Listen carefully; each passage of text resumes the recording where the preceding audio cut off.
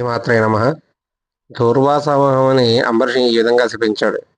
ఏమనగా మత్స్యము, కూర్మము, వరాహము, వామనుడు, వికృత వదనుడు, బ్రాహ్మణుడై క్రూరుడు, క్షత్రుడైనను జ్ఞానశూన్యుడు, క్షత్రుడై రాజ్యాధికారిగా దురాచారం గలవాడు, పాషాండ మార్గవేత్త అని 10 సార్లుగా శపించాడు. ఆ శాపాలు ఏమి ఆయన తగలకుండా సాక్షాత్ విష్ణుమూర్తే తన భక్తులు కాపాడేవాడు కాబట్టి ఆయన విన్నాడు. ఆ తలంపుతో ఆ బ్రాహ్మణ మాటలు నిజమే చేయని తలంపుతోనూ దూర్వాసుని వద్దకు వచ్చి 10 శాపాలు తాను గ్రహించి సాక్షాత్ విష్ణుమూర్తి గ్రహించాడు శాపాలని. అంబరీషుడు మరి భక్తుడు కదా, ఆయన ఎలా గ్రహించగలడు?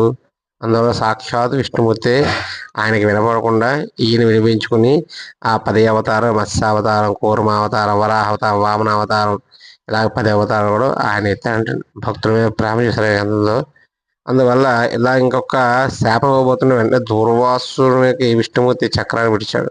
అదే సుదర్శన చక్రం.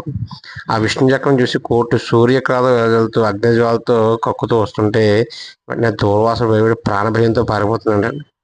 ఎక్కడికి వెళ్ళినా తన ప్రాణాలని కాపాడుకోలేమని చెప్పి సాక్షాత్ విష్ణుమూర్తి వద్ద వెళ్ళి, స్వామి తండ్రి, నేను కోపంలో ఏదో తెలియక ఇలా చేశానయ్యా, హరిభక్తుడు అంబరీష్ అవమానం చేశాను, నన్ను ఈ ప్రాణ సంగతిని కాపాడవయ్యా అని చెప్పి స్వామివారు నమస్కారం చేసుకుంటూ అంటాడు.